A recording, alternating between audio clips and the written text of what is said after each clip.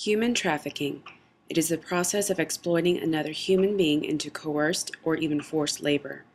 Nearly every country, whether as the victim's country of origin, transit, or destination, is affected by this atrocious crime.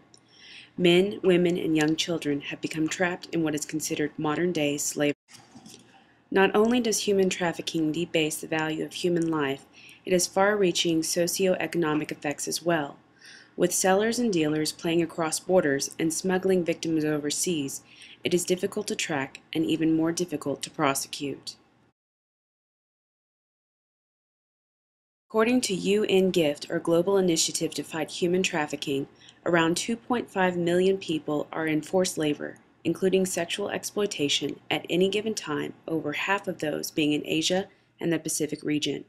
In all, 161 countries report some instance of human trafficking within their borders. Victims of human trafficking come from many different nationalities and ethnicities. According to GIFT, most victims are between 18 and 24 years of age. 43% of victims are forced into sexual labor. Of that group, 98% are female. It is estimated that most victims have at least mid-level education. Traffickers work best by manipulating the vulnerabilities of their victims.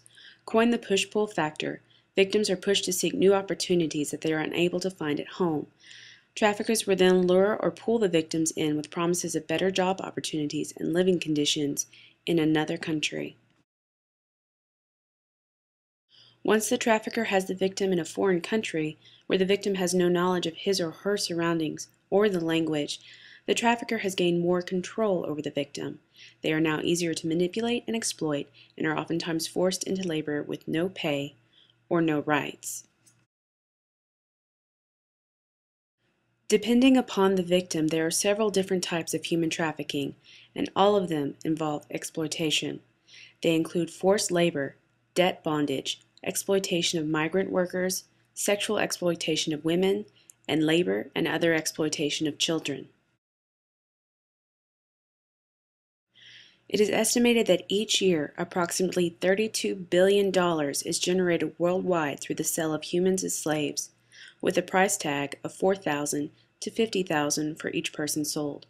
This makes it a lucrative practice second only to drug trafficking. With this modern-day slavery brings in big profits for those who deal in human trafficking, its overall effects do a great deal of damage. For one, an article on the Inter-American Department Bank website indicates that the loss of human life means loss of human and social capital for the countries of origin. Furthermore, the educational development of the victims, especially for children and teenagers, is never fully realized. That opportunity is robbed from them. The lack of educated citizens feeds into the loss of social capital for any given country.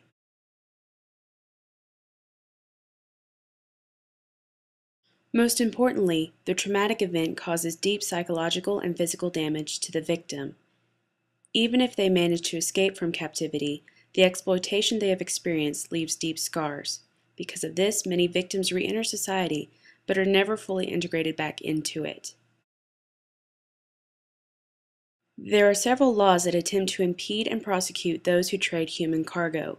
Beginning in 2000, there have been several pieces of legislation created just for that purpose, including the Trafficking Victims Prevention Act of 2000, which attempted to define human cargo and outline punishments that fit the crime. However, the nature of the crime makes it difficult to prosecute, with dealers taking victims out of their country of origin. The breakdown in international cooperation makes it easier for traffickers to avoid prosecution. It is estimated that in 2006, for every 800 people trafficked, only one trafficker was ever convicted. The simple fact that the money obtained from human trafficking is spread across several countries and continents makes it harder to trace back to the perpetrators. So while several attempts have been made to crack down on human trafficking, it's still difficult to find solid evidence to convict.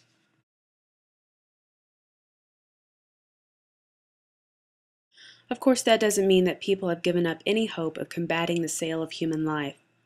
Organizations such as the Center for Gender Equality have set up their own website, humantrafficking.org, to provide more information on the crime itself, as well as how to spot victims of human trafficking. Many celebrities use their fame to raise awareness on human trafficking. Some celebrities include Ashton Kutcher, Demi Moore, Bono, Ricky Martin, and Angelina Jolie. In April of this year, Kutcher and Moore were at the U.S. Department of Homeland Security's awareness event in Chicago, a city that is considered a major hub for human trafficking. On state levels, governments are looking into stricter laws against human trafficking. Recently in Virginia, Governor Bob McDonnell signed 3 new bills into legislation that would expand the definition of those victimized by human trafficking and require the Department of Social Services to plan out services for those victims. Despite these efforts, there are many improvements that are necessary. According to the website DoSomething.org, there is only one shelter in the United States that is designed specifically for victims of human trafficking. That one shelter only has capacity for 7 to 9 people at a time. In order for change to happen, more people need to realize that human trafficking is a problem that affects people around the globe, and that it even happens in our own backyards. More awareness needs to be raised, and more focus needs to be on the victims of these crimes by helping them getting acclimated with society when released from slavery.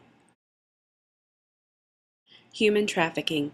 It's not a distant nightmare of the past, and it's not a foreign problem. It's our problem because it tears away at all the things that make us human. Empathy, compassion, love for our fellow man. Let's regain our humanity and fight against those who would seek to steal it from us.